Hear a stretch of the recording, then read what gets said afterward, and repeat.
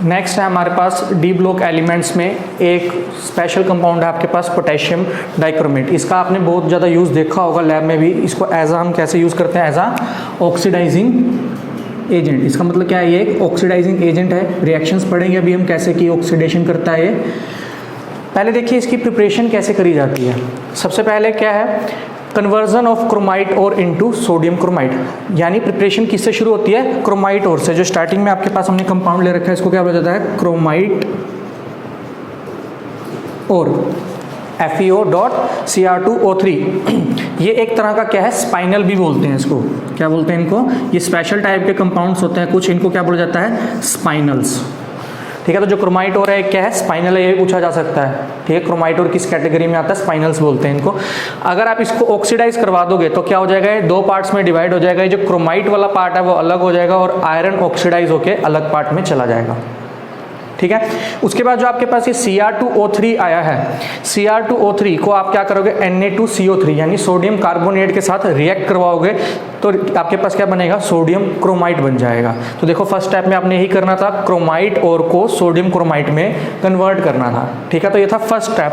अब देखिए क्या है, जो आपके पास सोडियम क्रोमाइट बनता है ये क्या होता है, येलो कलर का होता है। ये बात अभी आप याद रखना, किस कलर का होता है, ये येलो कलर का होता है। सेकंड स्टेप क्या होता है, अभी हमारे पास क्या बन चुका है, सोडियम क्रोमाइट बन चुका है। नेक्स्ट स्टेप में हम क्या करेंगे, सोडियम क्रोमाइट को सोडियम क्रोमेट में चेंज करेंगे। ठीक है, सोडियम क्रोमाइट को सोडियम क्रोमेट में चेंज करेंगे। देखिए क्या है, आपने अभी सोडियम क्रोमाइट लिया, Na2CrO4 येलो कलर का होता है। इसको आपने ट्रीट किया सल्फ्यूरिक एसिड के साथ, यानी आपने इसको क्या ट्रीट किया है, एसिड के साथ ट्रीट किया है। ये एक बात ये भी याद रखना, अभी इसका यूज आएगा आगे सबका। ठीक है, सोडियम क्रोमाइट लिया, H2SO4 के साथ ट्रीट किया, क्या बन चुका है आपके पास, सोडियम कार्बोनेट, सोडियम डाइक्रोमेट बन चुका है। सोडियम डाइक्रोमेट आपके पास यहाँ पे बन चुका है। बाय प्रोडक्ट की कोई हमें इतना यूज नहीं है। अब देखिए जो आपके पास ये सोडियम डाइक्रोमेट बना है ये किस कलर का होता है, ऑरेंज कलर का। मतलब क्या है, जैसे ही आप सोडियम क्रोमाइट को H2SO4 के साथ ट्रीट करोगे तो वो क्या बन जाएगा, ऑरेंज कलर का बन जाएगा, जो क्या होगा आपके पास, सोडियम डाइक्रोमेट। अब लास्ट स्टेप सिंपल सा है, सोडियम डाइक्रोमेट है, सोडियम डाइक्रोमेट को आपको किस में चेंज करना है, पोटेशियम डाइक्रोमेट में। सिंपली KCl यानी पोटेशियम क्लोराइड के साथ रिएक्ट कीजिए, Na क्या हो जाएगा, K के साथ रिप्लेस हो जाएगा और आपके पास ये आ जाएगा। ये क्या आ गया आपके पास, फाइनल कंपाउंड पोटेशियम डाइक्रोमेट, जो क्या होता है, ऑरेंज रेड कलर का होता है। ठीक है, समझ में लगी ये चीज़।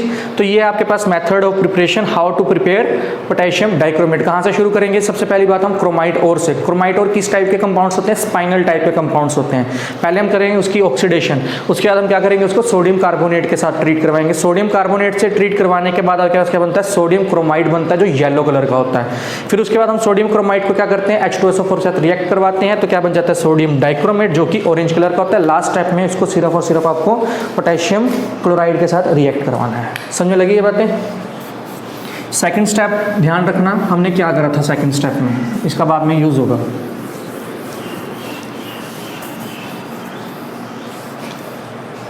अब बात करते हैं हम कुछ आयंस की और उनके कलर्स की। अभी देखिए हमने क्या करा था, सोडियम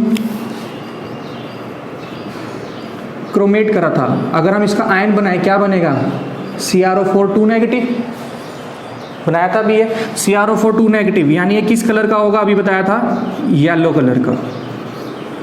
ठीक है, अगर हम क्रोमाइट के आयन की बात करें तो वो किस कलर का होगा, येलो कलर का। वैसे ही अभी हमने क्या बनाया था, सोडियम डाइक्रोमेट भी बनाया था। अगर इसका आयन बनाए क्या बनेगा, Cr2O7 2 नेगेटिव, किस कलर का था वो, ऑरेंज कलर का। तो अगर बात करें हम Cr2O7 2 नेगेटिव जो होता है वो किस कलर का होता है आपके पास, ऑरेंज कलर का होता है। अगर मैं सिंपल क्रोमियम 3 पॉजिटिव आयन की बात करूं जिसमें ऑक्सीजन ना हो तो वो क्या होता है आपके पास, ग्रीन कलर का। ये कलर सारे याद रखना, बाद में यूज होंगे ये सारे के सारे। ठीक है, किस कलर का होता है ये, ग्रीन कलर का होता है। CrO3 CrO5 दो कंपाउंड आपके पास ये भी होते हैं, CrO3 और CrO5। जो CrO3 होता है ये आपके पास होता है रेड कलर का। ठीक है, CrO3 क्या होता है आपके पास, रेड कलर का, और CrO5 क्या होता है, डार्क ब्लू कलर का। समझ में लगे, ये तो रिएक्शन से ही आए थे। ये तीन मैंने अभी आपको बताए हैं, Cr3 पॉजिटिव ग्रीन कलर का, CrO3 रेड कलर का, CrO5 क्या होगा, डार्क ब्लू कलर का। एक आपके पास टेस्ट होता है क्रोमाइल क्लोराइड टेस्ट, अगर आपने सुना हो। क्रोमाइल क्लोराइड टेस्ट, अभी बाद में करवाएंगे क्रोमाइल क्लोराइड टेस्ट, लेकिन उसका कलर लिख लीजिए, क्या होता है, ब्राउन कलर की गैस होती है ये होता है क्रोमाइल क्लोराइड, CrO2 Cl2, इसको क्या बोलता है, क्रोमाइल क्लोराइड। ठीक है, समझ लगा, ये कुछ आयन्स थे और उनके कलर्स थे। अब देखिए क्वेश्चन जो आपके पास आ सकता है, जितनी भी आपने रिएक्शन देखी होंगी पोटेशियम डाइक्रोमेट की, वो सारी की सारी किस मीडियम में होती है, एसिडिक मीडियम में होती है। कोई भी रिएक्शन बेसिक मीडियम में आपने नहीं देखी होगी। उसका रीज़न क्या है, देखिए सेकंड स्टेप हमने करा था, सेकंड स्टेप अगर आपको याद हो क्या करा था, H2SO4 डाल के हमने क्या बनाया था इसका, डाइक्रोमेट, Na2Cr2O7, जिससे क्या कन्वर्ट हो जाता था, वो येलो से ऑरेंज कलर में। देखिए क्या है, अगर मैं इसको लिखूं सिंपल वे में, एसिडिक मीडियम के अंदर क्या कन्वर्ट हो जाता है, ये Cr2O7 2 नेगेटिव में। ठीक है, लेकिन अगर मैं इसके अंदर बेसिक मीडियम डाल दूं तो वो दोबारा किस में कन्वर्ट हो जाएगा, इस येलो कलर के कंपाउंड में, यानी क्रोमेट में चेंज हो जाएगा। ठीक है, इसीलिए हम क्या करते हैं, सारी की सारी रिएक्शन किस में करते हैं, एसिडिक मीडियम में करते हैं। देखो अब ये बना है, ये एसिडिक मीडियम में स्टेबल होगा, तभी एसिडिक मीडियम में बन रहा है ना ये। तो इसका मतलब क्या है, जब भी मैं इसके अंदर एसिड डालूंगा तो ये क्या करेगा, फर्दर रिएक्शन करेगा, कभी बैकवर्ड रिएक्शन नहीं करेगा। लेकिन अगर मैं इसकी बात करूं बेसिक मीडियम में, अगर जैसे ही मैंने इसमें कुछ भी बेस डाला तो वो रिएक्शन क्या आ जाएगी, बैक आ जाएगी, और आपके पास क्या बन जाएगा, दोबारा से क्रोमेट बन जाएगा डाइक्रोमेट की बजाय। इसलिए क्या है, आपके पास जितनी भी आपकी K2Cr2O7 की रिएक्शन होती हैं वो सारी किस में होती हैं, एसिडिक मीडियम में होती हैं। तो यहाँ से आपके पास क्वेश्चन आ सकता है इस कन्वर्जन के ऊपर कि हम जितनी भी रिएक्शन करते हैं वो सारे एसिडिक मीडियम में क्यों करते हैं। तो आपको 4-5 ऑप्शन दे दिए जाएंगे कि ठीक है, ये बैकवर्ड रिएक्शन चली जाती है, या वो अनस्टेबल होता है, या कुछ इस टाइप के 4 ऑप्शन आ जाएंगे। यहाँ से क्वेश्चन आ सकता है, ये इंपॉर्टेंट है, इसको याद रखना।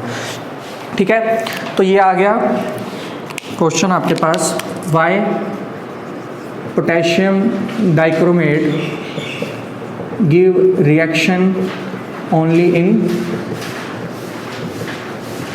Acidic medium.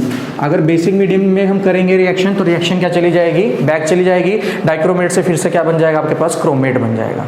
ठीक है, चलिए अब नेक्स्ट 2 रिएक्शन देखिए पोटेशियम डाइक्रोमेट की, या सिंपली आयन ही लिख दीजिए। इसमें अगर हम H2SO4 डालते हैं, 2 रिएक्शन कंडीशन में हम इसको करते हैं। एक तो हम करते हैं इसको कोल्ड कंडीशन में, यानी 0 degree to 5 degree Celsius, 0 degree to 5 degree Celsius. तो आपके पास एक रेड कलर का सोल्यूशन बन जाता है, एक रेड कलर का सोल्यूशन बन जाता है। और रेड कलर का सोल्यूशन किसके कारण बनेगा, क्या बनेगा कि जिसके कारण रेड कलर का सोल्यूशन आ जाए,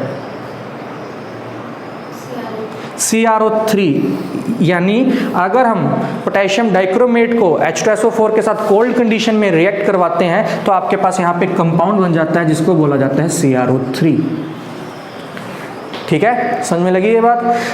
देखो यहाँ पे रेड कलर सोल्यूशन बनता है, आपसे सीधा पूछा जाएगा पेपर में, potassium dichromate upon reaction with sulphuric acid under cooling condition, यानी 0 to 5 degree Celsius a red colour solution is form. Solution क्या होगा, कौन सा सोल्यूशन बनेगा, तो आपको बताना है CrO3। ठीक है, अब एक और रिएक्शन आ जाती है यहाँ पे, मान लीजिए Cr2O7 2 नेगेटिव प्लस H2SO4, इसमें मैंने क्या डाल दिया, हाइड्रोजन परऑक्साइड डाल दिया। क्या डाल दिया, हाइड्रोजन परऑक्साइड। और सेम कंडीशन के अंदर अगर मैं रिएक्शन करवाऊं तो आपके पास क्या बनेगा, उसमें बनता है आपके पास एक डार्क ब्लू कलर का सोल्यूशन बनता है, डार्क ब्लू कलर का सोल्यूशन बनता है। वो किसके कारण से बनता है, फॉर्मेशन ऑफ CrO5 की वजह से। देखिए हो क्या रहा है बेसिकली इस रिएक्शन के अंदर, पहले आपके पास ये दोनों आपस में रिएक्ट करेंगे। ठीक है, ये दोनों आपस में रिएक्ट करेंगे, ये दोनों आपस में रिएक्ट करके क्या बनाएंगे, CrO3। पहले CrO3 बनेगा, उसके बाद ये H2O2 पड़ा है यहाँ पे, H2O2 ये क्या होता है, स्ट्रॉन्ग ऑक्सीडाइजिंग एजेंट। H2O2 क्या होता है, हाइड्रोजन परऑक्साइड क्या होता है, एक स्ट्रॉन्ग ऑक्सीडाइजिंग एजेंट होता है। अगर ये स्ट्रॉन्ग ऑक्सीडाइजिंग एजेंट है तो क्या करेगा, इसको फर्दर ऑक्सीडाइज कर देगा। तो ये H2O2 इसको क्या करता है, ऑक्सीडाइज करके आपके पास क्या बना देता है, CrO5 बना देता है। ठीक है, अब देखिए ये दोनों क्वेश्चन कंबाइन होकर भी पेपर में आ सकते हैं, किस टाइप से, potassium dichromate upon reaction with H2SO4 under cooling condition gives a red color solution which upon treatment with hydrogen peroxide gives dark blue solution। What are red colour solution and dark colour solution, dark blue solution. ठीक है, तो क्या पूछेंगे कि red colour solution कौन सा होगा और डार्क ब्लू सोल्यूशन कौन सा होगा, वो आपसे पूछा जा सकता है। समझ में लगा यहाँ तक? कोई डाउट? गरिमा नहीं आया समझ में? आ गया समझ में? अब देखिए ये तो क्या है, कूलिंग कंडीशन में रिएक्शन। अगर इसी रिएक्शन को मैं हीटिंग कंडीशन में करूं, देखो जैसे ही मैं इस रिएक्शन को हीट करता हूं तो क्या हो जाता है, यहाँ से ऑक्सीजन चला जाएगा। जब ऑक्सीजन चला जाएगा तो सिंपली क्या बचेगा आपके पास, Cr3 पॉजिटिव। जैसे मैं इसको हीट करता हूं, यहाँ से क्या चला जाता है, ऑक्सीजन इवेपोरेट हो जाता है और क्या बचता है, सिर्फ क्रोमियम 3 पॉजिटिव आयन बनता है। और जो क्रोमियम 3 पॉजिटिव आयन होता है वो क्या होता है, ग्रीन कलर का। तो जैसे मैंने फर्स्ट रिएक्शन करी है, सेकेंड रिएक्शन करी, अगर थर्ड रिएक्शन अगर हम करें, Cr2O7 2 negative plus H2SO4 under heating condition, तो आपके पास क्या बनेगा, Cr3 पॉजिटिव बनेगा। ठीक है, समझ में लगा ये सारा अच्छे से? तो आपको क्या पता होना चाहिए, कलर पता होने चाहिए इनके, और रिएक्शन किस टाइप से होगी वो पता होनी चाहिए। यहाँ से रिएक्शंस आती हैं जनरली आपके पास कलर पे डिपेंडेंट। ठीक है, चलिए नेक्स्ट देखना है हमने, इनके स्ट्रक्चर्स देखने हैं।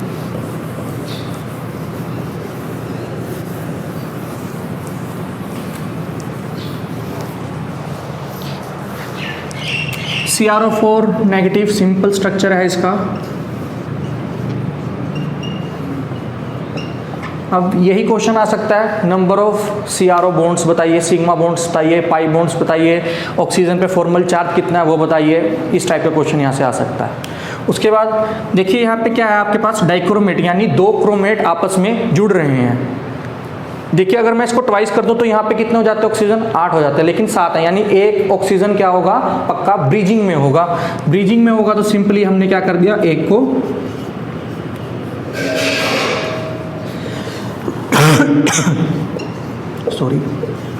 एक को ब्रिज में बना दिया और 2 को O नेगेटिव दे दिया। ठीक है, तो ये स्ट्रक्चर आ गया। क्रोमियम 3 पॉजिटिव सिंपल आयन है, इसका तो कोई स्ट्रक्चर ही नहीं होगा। CrO3 ठीक है, सिंपल है। ये आ गया आपके पास CrO3 का। CrO5 क्या पहले स्ट्रक्चर देखा हुआ है CrO5 का?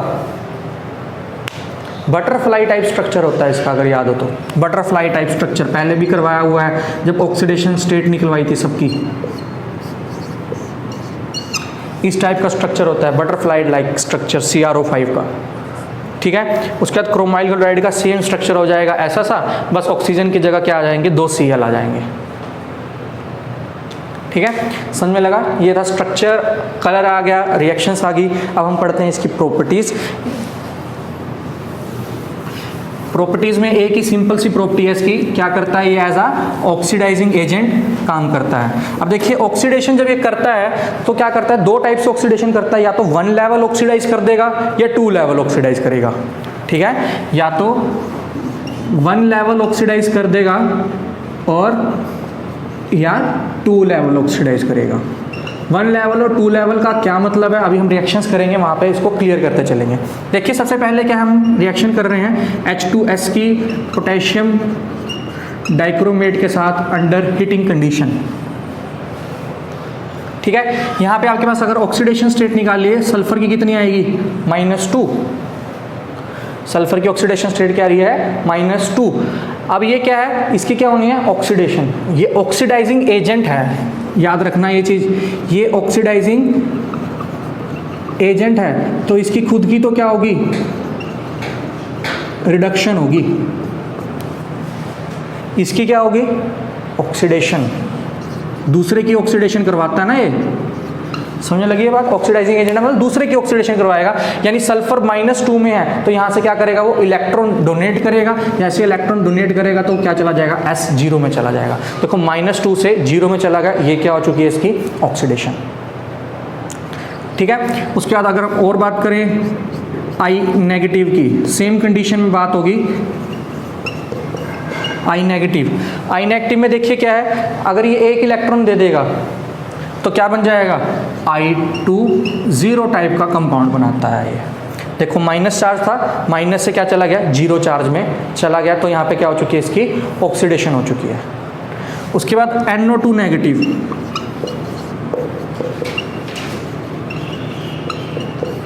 NO2 नेगेटिव किस में कन्वर्ट हो जाएगा, NO3 नेगेटिव में। कहाँ पे, इसको बैलेंस कर लो, 2i नेगेटिव ले लो, बैलेंसिंग आप खुद कर सकते हो इसमें, ठीक है। तो क्या हो गया, NO2 नेगेटिव, K2Cr2O7 क्या बन गया, NO3 नेगेटिव। अब सिंपल सी अगर हम बात करें टिन 4 पॉजिटिव किस में चला जाएगा, टिन 2 पॉजिटिव में। याद करो tin 2 positive is more stable then tin 4 positive, ठीक है, इनर्ट पेयर इफेक्ट कराया हुआ जहाँ पे। वैसे ही Fe3 पॉजिटिव किसमें कन्वर्ट हो जाएगा, Fe2 पॉजिटिव में, ठीक है। तो ये कुछ आपके पास रिएक्शंस थी, सॉरी ये ऑक्सीडेशन हो रही है 2 पॉजिटिव से 4 पॉजिटिव में जाएगा ये, और ये 2 पॉजिटिव से 3 पॉजिटिव में ऑक्सीडेशन हो रही है ना, टिन 2 पॉजिटिव टिन 4 पॉजिटिव।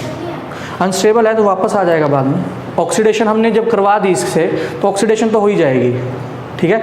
वैसे भी टिन 4 और 2 दोनों में एग्जिस्ट करता है, टिन के बाद लेड आता है, वो प्योर +2 में ही रहना चाहता है, ठीक है। ये +2 में भी रह लेगा और +4 में भी चला जाएगा ये।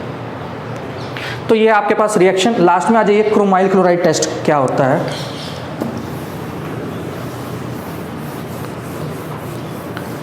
मेन आपको देखना है जहाँ पे भी पोटेशियम डाइक्रोमेट होगा वहाँ पे ऑक्सीडेशन करवानी है बस, और कुछ नहीं देखना आपको मेन।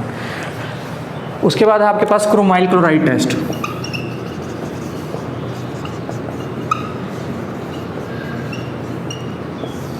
क्रोमाइल क्लोराइड टेस्ट किसके लिए हम यूज़ करते हैं, देखिए नाम ही पता चल रहा है क्लोराइड का, तो ये किसके लिए यूज होता है, आइडेंटिफिकेशन ऑफ क्लोराइड आयंस।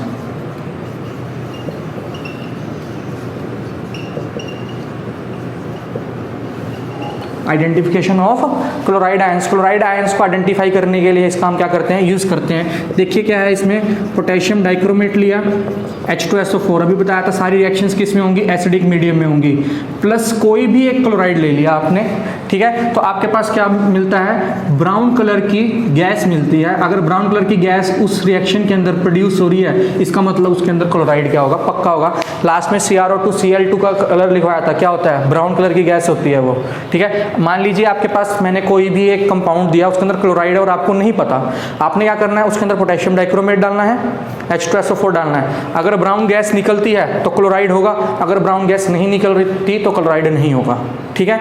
ये चीज़ इंपॉर्टेंट नहीं थी। जो चीज़ इंपॉर्टेंट है वो क्या है कि कुछ ऐसे क्लोराइड हैं जो क्रोमाइल क्लोराइड टेस्ट नहीं देते। कुछ ऐसे क्लोराइड हैं जो क्रोमाइल क्लोराइड टेस्ट नहीं देते, उन क्लोराइड्स पे क्वेश्चन आ सकता है, ठीक है। क्या है,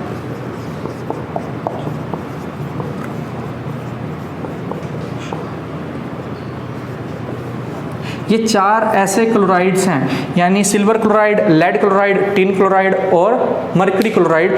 ये ऐसे क्लोराइड हैं जो क्रोमाइल क्लोराइड टेस्ट नहीं देते, ठीक है। ये 4 ऐसे क्लोराइड हैं जो क्रोमाइल क्लोराइड टेस्ट नहीं देंगे। तो ये था आपके पास पोटेशियम डाइक्रोमेट की सारी थ्योरी। कुछ पूछना है इसमें, कोई डाउट?